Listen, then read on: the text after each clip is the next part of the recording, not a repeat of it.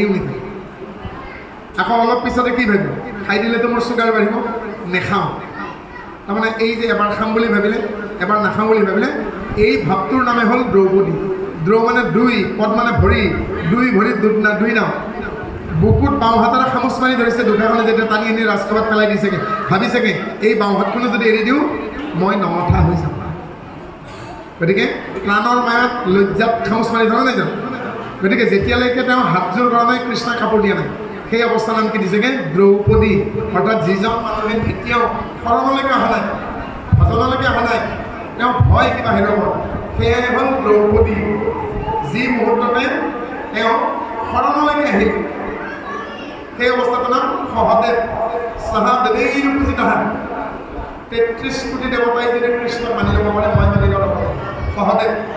নকুল, যি অৱস্থাত এজন ব্যক্তিৰ মনত এয়া ST, এয়া SC, এয়া জেনেৰেল, এওঁ কলিতা, এওঁ ফুকন, এওঁ শৰ্মা, এই ভাৱটো নাথাকে। সকলো মানুহ, নায়িক আৰু উষাখন, নায়িক আৰু নিচাখন, হৰিভক্ত সকলো মানুহ, সেই অৱস্থাটো আছে নকুল। ন মানে নাই, কুল মানে জাতি। ইয়াত যদি আমি উপাধি নোহোৱা কৰি দিওঁ, কোঁৱৰ, হাজৰিকা, ফুকন, বৰগোহাঁই, বৰা, হাজৰিকা, উপাধিবিলাক যদি নোহোৱা কৰি দিওঁ কি হ'বগৈ? নগেন, খগেন, হৰি, যদু, মধু, শ্ৰুতি, কবিতা, সমা, নিৰ্মলা, যশোদা নহ'ব জানো? কেৱল নাম নে? গতিকে সেয়া নকুল। অৰ্জুন, নামলৈকে পাঠলৈকে কি আহিব লাগে? আজি এটা হ'লেও যাতে কিবা নতুন কথা শিকিব পাৰোঁ, হয়নে? সেই ভাৱনাটোৱে হ'ল অৰ্জুন। এতিয়া মোক এজন বাপে সুধিছে, চাহ খাই থাকোঁ, আমিনো পাঠ কৰোঁতে, নাম গাওঁতেনে, আসন প্ৰতিষ্ঠা কৰোঁতে, শৰাই সজাওঁতে, ভাগৱত গাওঁতে, বিয়া চলাওঁতে, আইসকলে লোৱা চাদৰখন আমি আকৌ চেলেং কৰি বতা মানুহ এতিয়া ল'ব লাগে। ধুনীয়া কথা মোক শুনা নাই জানো? মই তেতিয়া কৈছোঁগৈ, যেতিয়া আমি পাঠ কৰোঁ, নাম গাওঁ, আসন পাতোঁ, শৰাই পাতোঁ, ভাগৱত গাওঁ, বিয়া চালাওঁ, সেইখিনি মতত আচাৰ্য বুলি ক'লে নহয়। ভাগৱত আচাৰ্য, গীতা আচাৰ্য, নামাচাৰ্য, পাঠাচাৰ্য নহয় জানো? আচাৰ্য হোৱা সময়ত প্ৰকৃতি হৈ ল'ব লাগিব। তাৰমানে পুৰুষ, মই মতা মানুহ বুলি যদি ভাৱটো আহেগৈ, অহংকাৰ হ'ব। সেইকাৰণে আইসকলে ল'লে চাদৰ, পুৰুষে ল'লে চেলেং, কান্ধৰ পৰা কঁকাললৈকে ঢাকিলে তাক আৱৰণ বস্ত্ৰ বুলি কয়। এয়া আৱৰণ বস্ত্ৰ ভাগ ল'ব লাগে। আইসকলে ৰিহা আৰু চাদৰ লয়, আৰু আমি চেলেং খনলৈকে প্ৰকৃতি হৈ ল'ব লাগে। সেইকাৰণে কি বুলি কৈছে গুৰু? স্বামী ৰাম, স্বামী ৰাম নেৰুৱাৰ চৰণত নাম। স্বামী তেওঁ জগতৰে স্বামী। গতিকে সেই ভাৱত, গতিকে এটি নতুন কথা যাতে আমি শিকিব পাৰোঁ, সেই ভাৱটো হৈছে অৰ্জুন। ইয়াৰ পাছত কি হ'বগৈ? বৃকুণৰ। আমি 3 বছৰৰ নামত এই 3 বছৰ কেতিয়াবা ইয়াৰ উৎসৱ হ'ল, কেতিয়াবা আগ্ৰহ হ'ব। ইকটো কমাই দিব দেই বাপজন, মই কৈ দিম তেখেতক দেই। বাপজনাই সুন্দৰ প্ৰশ্ন এটা কৰিছেগৈ। আমি যে ভকতে 3 বছৰ লওঁ, এই 3 বছৰ প্ৰচলন কেতিয়াৰ পৰা হ'ল বুলি বাপজনে কৈছেগৈ। আমাৰ পৰম্পৰা দুটা, সম্প্ৰদায় দুটা, অনন্ত সম্প্ৰদায় আৰু নাৰদী সম্প্ৰদায়। যিসকলে ইয়াত অসমীয়া, হিন্দী, বঙালী বা সংস্কৃতত পঢ়া যদি ছাত্ৰ ছাত্ৰী আছে বা শিক্ষক আছে, তেওঁলোকে মাষ্টাৰ ডিগ্ৰী অৰ্থাৎ স্নাতকোত্তৰ পৰ্যায়ত ভক্তি সাহিত্য পঢ়িব লাগে। ভাষা সাহিত্য যদি কোনোবা ছাত্ৰ ছাত্ৰী বা শিক্ষক আছে বুজিব, ভক্তি সাহিত্য পঢ়িব লাগে। তো ভক্তি সাহিত্য পঢ়িব গ'লে দুটা সম্প্ৰদায় পায় বৈষ্ণৱত, মানে ভকত দুটা সম্প্ৰদায়, নাৰদী সম্প্ৰদায় আৰু অনন্ত সম্প্ৰদায়। অনন্তৰ পৰা খাখ্যানৰ পৰা মৈত্য, এই যে প্ৰথাটো, সেই প্ৰথাটো পৰম্পৰাটো হ'লগৈ অনন্ত সম্প্ৰদায়। আৰু পৰম ব্ৰহ্মাই ব্ৰহ্মাক 4 শ্লোকে, ব্ৰহ্মাই নাৰদক 2 শ্লোকে, নাৰদে ব্যাসক 2 শ্লোকে, ব্যাসে শুকক 2 শ্লোকে, আৰু শুকে পৰীক্ষিতক 2টা শ্লোক দিছিল, কিন্তু বাকী আগৰ 10টা যোগ দি 12টা হৈছিল। মানে জীৱ, ঈশ্বৰ, মায়া, তৰণ, জ্ঞান, বিজ্ঞান, তদং, ৰহস্য, জাতি, দ্ৰব্য, গুণ, ক্ৰিয়া। যিদিনাখনেই পৰম ব্ৰহ্মই, তেওঁৰ নাম আছিল বিধি। পৰম ব্ৰহ্মৰ এটা নাম হ'ল বিধি, সহস্ৰনাম এটা, যাৰ হাতত বিধিখন থাকে, সেইকাৰণে তেওঁৰ নাম হ'ল ধাতা। বিধিখন থকাৰ কাৰণে তেওঁৰ নাম ধাতা।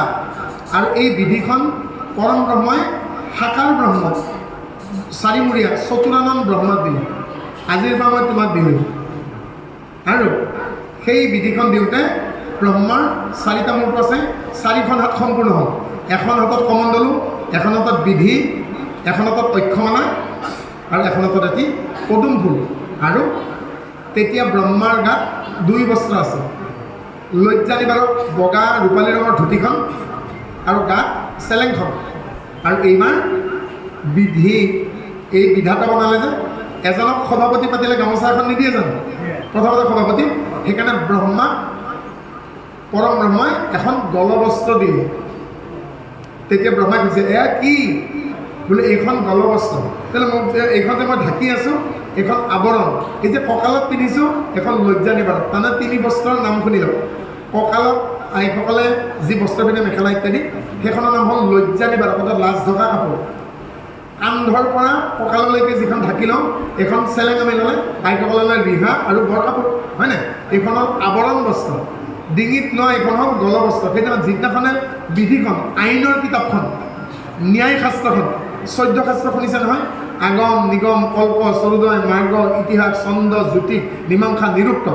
এই 14খন শাস্ত্ৰৰ ভিতৰত আটাইতকৈ টান শাস্ত্ৰখন 2খন, এখন হ'ল ন্যায় আইনৰ কিতাপত, এখন হ'ল নিৰুক্ত টান টান শব্দবিলাকৰ অৰ্থ জানিছে।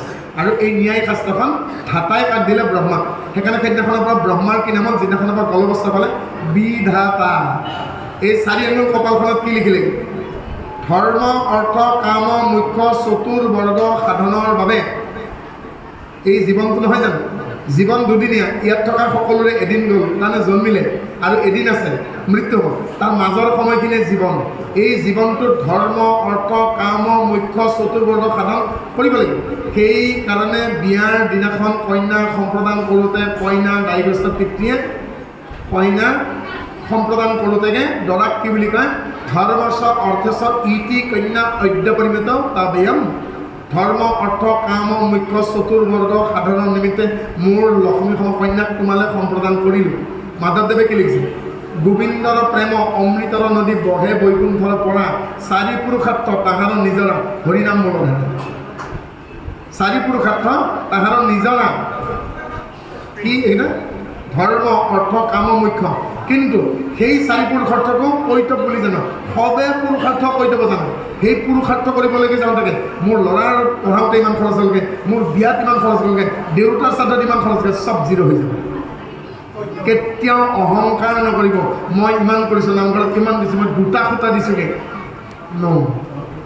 গতিকে যেতিয়ালৈকে এজন ব্যক্তিয়ে তেওঁৰ জীৱনৰ শত্ৰু গৰ্ব আৰু অহংকাৰ তেওঁ ত্যাগ নকৰেগৈ, ধৈৰ্য আৰু সহ্যক আপোন কৰি নলয়, তেওঁ এইখন সমাজ এইখন মজিয়া নাপায়। নিমি নৱ সিদ্ধ সংবাদৰ 2য় অধ্যায় কবিয়ে মহাৰাজ নিমিক কি কৈছেগৈ?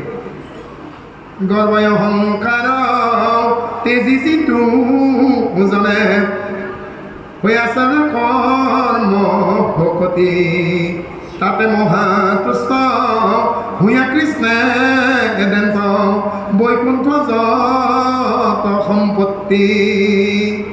বৈকুণ্ঠ সম্পত্তি মানে য'ত কুণ্ঠাবোধ নাই। কুণ্ঠাবোধ আছে জানো? এতিয়া চাহ খাই থাকোঁতেগে এজনে কৈছেগৈ, মোৰ কাণত পৰিছেগৈ, মোৰ বেয়াও লগা নাই ভালো হোৱা নাই। কি বুলি কৈছে গম পাইছেনে? সেই মানুহটো আচলতে ট্ৰাইবেল হৈ যাব। এতিয়া মই কি উত্তৰ দিম কওকচোনগৈ? ট্ৰাইবেল বুলি ক'লে ইমানডাল মগত তাৰমানে তালুক চুলি গজিব লাগিব, ট্ৰাইবেল বুলি ক'লে নাকটোৰ ঠাইত এটা কাঠৰ টুকুৰা থাকিব লাগিব, ট্ৰাইবেল বুলি ক'লে দাঁতবিলাক কোডাল বেলচাৰ দৰে হ'ব লাগিব, ট্ৰাইবেল বুলি ক'লে দাড়ি কমকৈ গজিব লাগিব, ট্ৰাইবেল বুলি ক'লে কাণৰ লুটি থাকিব, এনেকুৱাতো কোনো কথা নাই, হয়নে? গতিকে মোৰতো হাঁহি উঠিছে শুনি পেলাই, নহয় জানো?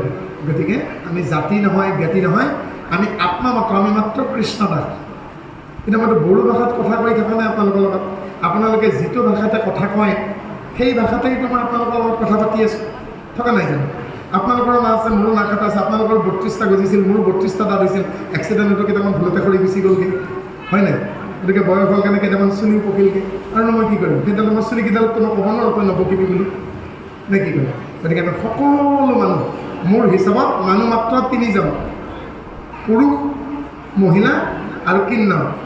সেইকাৰণে এপ্লিকেশ্যনত MFTG এই তিনিটাই বক্স থাকে হয়নে মানুহ যদি বহুত জাতিৰ থাকিলেহেঁতেন খৰাৰ পাতত দিহিঙৰ পাতত দিখৌৰ পাতত দিক্ৰমৰ পাতত শ্মশানত ছাইবোৰ ৰঙানীলা ক'লা বগা হৈ থাকিব সেয়া সত্ৰাধিকাৰৰ সোণালী কালাৰৰ ছাইখিনি অমুক গোস্বামীদেৱৰ ছাইখিনি সেয়া হালধীয়া হৈছে সেই কলিতা পাপৰ ছাইখিনি সেয়া যে আমাৰ মহন্তজনা সেয়া সেউজীয়া ছাইখিনি হৈ আছে নেকি চব মাটিৰ লগত মিলি গ'ল হয়নে গতিকে একো নাই অহংকাৰ নকৰিব সবে পুৰুষত্ব কৈ যাব জানো গতিকে আজি গম পালে নাবা যিদিনাখনে পৰম ব্ৰহ্মই ধাতাই ব্ৰহ্মাক মাতি আনি আইনৰ কিতাপখন দিলে ন্যায় শাস্ত্ৰ দিলে সেইদিনাখন তেওঁৰ 4খন হাত সম্পূৰ্ণ হ'লগৈ আৰু তেওঁ ক'লে আজিৰ পৰা তোমাক পৃথিৱীত দ্বিজ বিপ্ৰ ব্ৰাহ্মণসকলে ৰাতিপুৱা স্মৰণ কৰিব প্ৰাতঃ কি বুলি ক'বগৈ হাংসাৰুণম চতুৰানম ধায়তে হাঁহৰ পিঠিত উঠা মই চতুৰ্মুখীয়া ব্ৰহ্মাক ধ্যান কৰিছোঁ কোৱা নাই জানো গতিকে ৰাতিপুৱা ব্ৰহ্মাক দুপৰীয়া বিষ্ণু গধূলি শিৱক গায়ত্ৰীক ধ্যান কৰে সেইদিনাখনৰ পৰা আমাৰ কি 3 বস্ত্ৰ হে আইসকলৰো গলবস্ত্ৰ আইসকলৰ আৱৰণ আইসকলৰ লজ্জা নগৰ আইসকলৰ 3 বস্ত্ৰ আমাৰ তেনে কিন্তু পাঠত যেতিয়া বহিব নামত যেতিয়া বহিব বিবাহ যেতিয়া আচৰণ কৰিবগৈ যেতিয়া বৈঠকী এই আসনত বহিবগৈ উৰু পাৰি জানো পাৰি তেতিয়া কিন্তু গলবস্ত্ৰ আহি উৰুত বহিব লাগিব ইয়াৰ নিগমৰ অৰ্থটো হ'ল উৰুত অহংকাৰ থাকে দুৰ্যোধনে এইখিনি ঠাইতে চপৰি পেলাই মহাভাৰতত বেয়া কথাটো দ্ৰৌপদী কৈছিল হেৰা পাঞ্চালী মোৰ অংক খাইনি হ'ল বেয়া কথা কোৱা নাই জানো ভাইবৰে কওক গতিকে সেইকাৰণে ক'ত ভীমে কি ভাঙিলে উৰু ভংগ কৰিছে উৰুতেই কোব দিছে তাতে বহুৱাই লয় সেইকাৰণে উৰু ভংগ কৰিছে সেইকাৰণে অহংকাৰ ঢাকি ৰাখিব লাগে বিজ্ঞানখনত কথাটো কি ঢাকন নোহোৱা চৰু উদঙীয়া গৰু লাওমূৰা গৰুৱে বেৰ বেছিকৈ ভাঙে শিং নাই কিন্তু বেৰ বেছিকৈ ভাঙে গতিকে আমাৰ কীৰ্তন গাওঁতে নাম গাওঁতে কেতিয়াবা দিহা কথাটো কি হৈছে নিবিড়ৰ পৰা বীৰ হৈ যায় তাৰমানে কাপোৰ কেতিয়াবা অসংযত হৈ যায় তাৰমানে নামৰ লাগি গতিকে যাতে কাপোৰ অসংযত হৈ নাযায়গৈ তাৰ কাৰণে ঢাকোনত যেনেকৈ চৰুৰ ওপৰত ঢাকোন দিওঁ জেঠি কাপোৰ বেয়া বস্তু নাপাব তেনেকৈ আঁঠুৰ ওপৰত এইখিনি এনেকৈ মেৰাই লোৱা হয় যাতে কাপোৰ অসংযত নহওক হয়নে যাতে কোনো অংগ ৰাইজৰ লগত প্ৰদৰ্শিত নহওক হয়নে এয়া হ'ল বিজ্ঞানসন্মত কথা গতিকে শাস্ত্ৰৰ কথাবোৰ বিজ্ঞানসন্মত আৰু বিজ্ঞান অবিহনে ধৰ্ম অন্ধ সেইকাৰণে আমাৰ এই ধৰ্ম বিজ্ঞানযুক্ত সেইকাৰণে জ্ঞান বিজ্ঞান তদম ৰহস্য বুলি কৈছে যিটো জানিবৰ যোগ্য জ্ঞান যিয়ে জনাই দিয়ে জ্ঞাতা শিক্ষক যাৰ জৰিয়তে এজন শিক্ষকে এজন অজ্ঞ নজনা লোক এজনক যি শক্তিৰ জৰিয়তে এজন জ্ঞাতা বা শিক্ষকে জনাই দিয়ে সেই শক্তিটোৰ নাম হ'ল জ্ঞান সেইকাৰণে জ্ঞানৰ সংহিতা 3টা পদ জ্ঞাতা জ্ঞেয় জ্ঞান আকৌ কৈছোঁ জ্ঞাতা জ্ঞেয় জ্ঞান জ্ঞাতা মানে যিয়ে জনাই দিয়ে শিক্ষক জ্ঞেয় মানে যিজনে নজনাৰ পৰা জনা হ'ল অজ্ঞ মানে যিজনে নাজানে জ্ঞান মানে যি শক্তিৰ জৰিয়তে জনাজনে নজনাজনকো জনা কৰি দিয়ে হয়নে সেয়া হ'ল জ্ঞান জ্ঞেয় জনা হ'ল যিয়ে জনাই দিলে জ্ঞাতা সেইকাৰণে জ্ঞাতা জ্ঞেয় জ্ঞান এই 3টা লাগি জ্ঞানৰ সংহিতা হৈছেগৈ আৰু কি বুলি কৈছেগৈ চাকি গছ কি এই বস্তুটো যেতিয়া জনাই দিবগৈ এয়া হ'ল বিজ্ঞান কি লাগিব তাতে দ্বিতীয় দ্বাদশ স্কন্ধ ব্ৰহ্মপদে খণ্ড শেষৰ ফালে 1385 পৃষ্ঠা ভাগৱতত মেলি চাবগৈ কি লিখিছে তৈলমালে ফলাবহ্মি যাবত সংযোগ দীপহেন ভাৱে প্ৰকাশে লোকত বিজ্ঞানে কেনেকৈ কৈছে কি তৈল মালৈ ফলা বহ্নি যাবত সংযোগ দীপহেনে ভাৱে এগছ চাকি কেনেকৈ হ'ব মাটিৰ মলাটোহে চাকি গছ মাটিৰ মলা নহয় জানো তাতে সৰিয়হৰ তেল দিছোঁ 11 পাকেৰে 4 আঙুলিৰে খলিতাডাল 4টা আঙুলি ল'ব লাগিব ধৰ্ম অৰ্থ কাম মুখ্য 4টা আঙুলিৰে উঘাত লয় চেৰেকিত লয় সেই এৱা সূতা 4টা আঙুলিৰে 11 পাক হ'ব লাগিব কাৰণ শৰীৰৰ মূল নাৰী 11ডাল 11 পাক 4টা আঙুলিৰে সেয়া খলিতা আজিকালি কি কৰে ভৰিতে মেৰি লৈ পেলাই কেঁচিতে কাটি দিয়ে হ'ব শেষ কৰি ল'ব খলিতাডাল তেল দিছোঁ চলাব লাগিল নহয় আত্মাগ্নিৰ লগত প্ৰাণাগ্নি লগ লাগিলে অগ্নিৰ ফিৰিকটি হয় আমি দেখাত দেশলাই মাৰি দিছোঁ ওপৰত এখন ঢাকনি দিছোঁ এডাল কাঠি দিছোঁ মাটিৰ মলাটোৱে দেহাত পৰে তেজখিনি তেলখিনি 11 পাক এই সূতাই 11ডাল নাৰী হয়নে এই যে শাৰীডাল দিছোঁগৈ হয়নে? এই বাৰডাল দিছোঁ, এই হ'ল গুৰু নামৰ বৈঠা, গুৰু কথা। ঢাকোনখনে হ'ল ৰহস্য ভকত, এই হ'ল বিজ্ঞান, বিজ্ঞানটো কথা কয়। গতিকে চাকিটোৱে হ'ল মাটিৰ চাকিটো হ'ল দেহাটো, মাটিৰে ভাণ্ড মাটিতে মিচিব হাইৰে ভৱে বাচি, হয় নহয়? মাটিতে মিলি নাযাম জানো? পঞ্চৱতে হ'বলৈ নাথাকিব কৈছিল। গতিকে পঞ্চৱতী দেহাতে মাটিৰ মলাটো, তেজখিনিয়ে তেলখিনি, 11ডাল নাৰীয়ে শলিতাডাল, ঢাকনখিনিয়ে ৰহস্য ভকতি, আৰু শলাডালে শলিতাডাল আগুৱাই দিয়ে যে শলাডাল, শলাডালে গুৰু, গুৰুৱে আগবঢ়াই দিয়ে। এই হ'ল আমাৰ জীৱনবন্তী, এইটোৱে হ'ল বিজ্ঞান। যেতিয়া জ্ঞানক বিশ্লেষণ কৰিবগৈ, পানী কি? H2O, হাইড্ৰজেনৰ দুটা অণু, অক্সিজেনৰ এটা অণু লগ লাগি পানী হোৱা নাই জানো? কিন্তু হাইড্ৰজেনৰ দুটা অণু, অক্সিজেনৰ যদি দুটা অণু কৰিব কি হ'বগৈ? হাইড্ৰজেন পেৰক্সাইড হৈ যাব, হয় নাই? গতিকে হাইড্ৰজেন পেৰক্সাইড নহৈ পেলাই পানী হ'ব লাগিলে হাইড্ৰজেনৰ দুটা অণু হ'ব লাগিব, অক্সিজেনৰ এটা লাগিব। ইয়াক বিশ্লেষণ কৰিব লাগিব, জ্ঞানক বিশ্লেষণ কৰিলে বিজ্ঞান হয়। আপোনাৰ ডিঙিত কিবা এটা বুজি আছে কওক। ঠিক আছে, সব হৈ গৈছে। গছাটোৰ ডেফিনিশ্যন কওক। হা? গছাটোৰ ডেফিনিশ্যন কওক। কোনটোৰ? গছা গছা অঁ গছাটো, অঁ, এটা তাৰ ডেফিনিশ্যন কি হ'ব? অঁ কৃষ্ণ কি হ'ল? কৃষ্ণ আজিৰ দুপৰীয়াৰ সিদ্ধ প্ৰসাদৰ নিমিত্তকে বাপজনে সেৱা ধৰি গৈছে। অলপ খাই ভাল পাওঁ।